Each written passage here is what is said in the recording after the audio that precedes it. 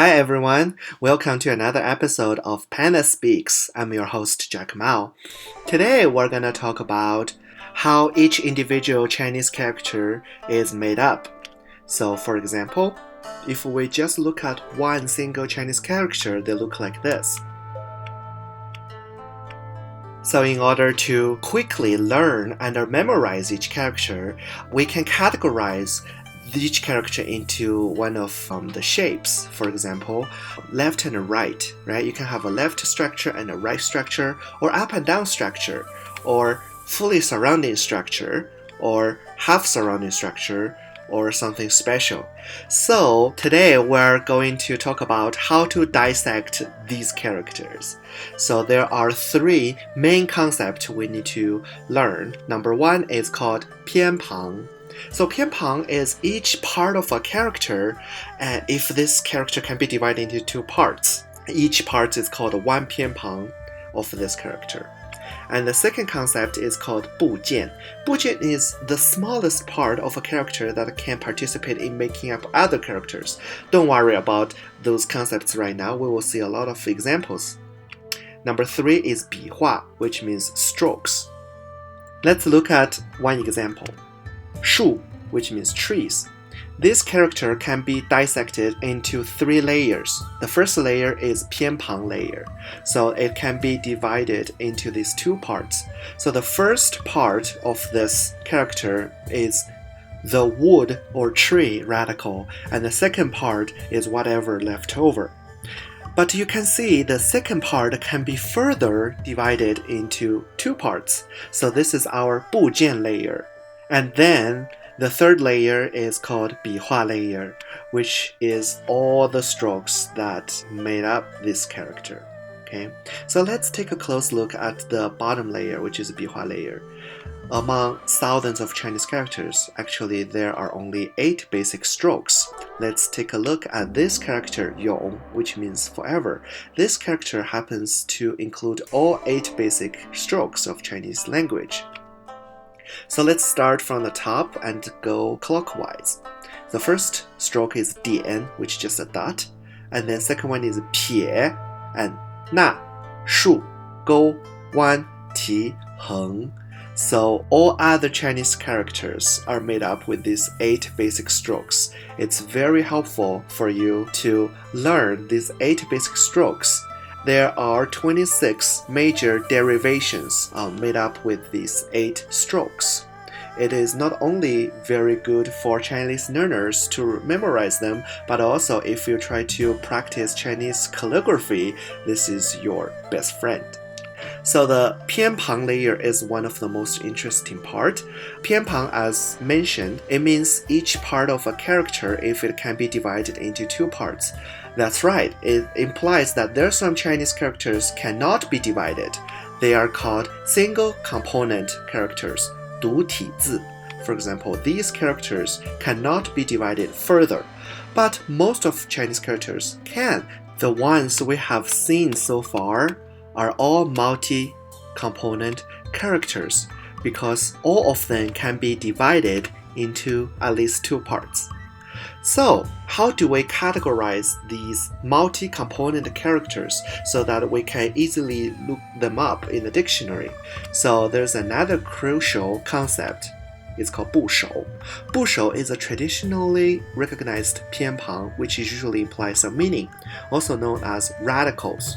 It is mainly for the purpose of dictionary or learning purposes.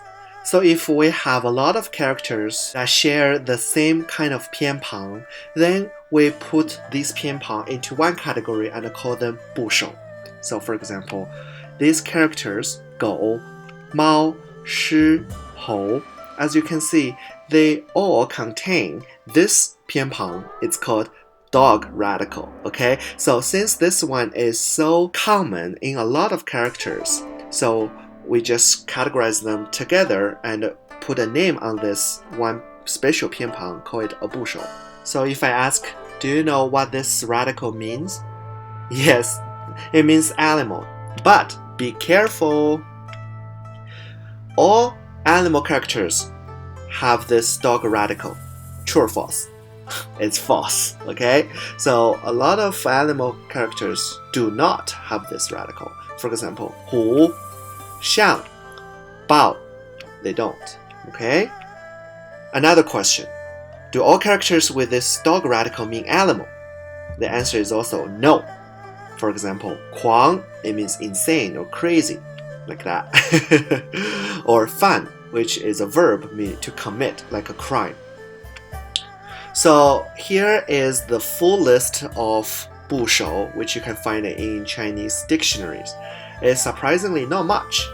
It's categorized by how many strokes each one contains. All the Chinese characters are made up with this 部首. Okay, some of them are actually random, just the first strokes or whatever. The sole purpose is just to categorize characters so you can easily look them up in the dictionary. Mythbusters!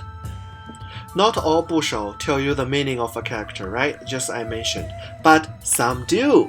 So these ones are the examples of meaningful 部首. Okay? Person, speaking, grass, animal, heart, emotion, sickness, food, and eating. You have to use your imagination when you come across the characters containing these radicals. You need to have some metaphorical extension of the literal meanings or some sort of imaginative extension, but don't count on it too much because Chinese language has thousands of years of histories, and during this course of centuries, things changed. And some 部首 can even stand alone as characters, like mouth radical, car, fire, hand, fish radicals. So if a character contains them, we know that the meaning got to be very relevant. Okay, so those are easy ones. So when you see a new character in the future, so make an educated guess, but depending on the 部首. Okay, so for example, this word. So we know that the left side is the insect radical, and then the left side are simple characters 知 as in 知道 to know, or 猪 which means red. Okay, so I will make some guess. It's some sort of insect-like thing, and the pronunciation similar to 蜘蛛, right? Because these characters are semantic and phonal combination characters. Please refer to my other video where I talked about 6 character creation mechanisms. So okay, so the answer to this word is this. Spiders! Okay, on that happy note, that's all for now. Hope you learned something today, and please subscribe if you like the video, and I will upload more videos soon to share my linguistic fascination about things with you.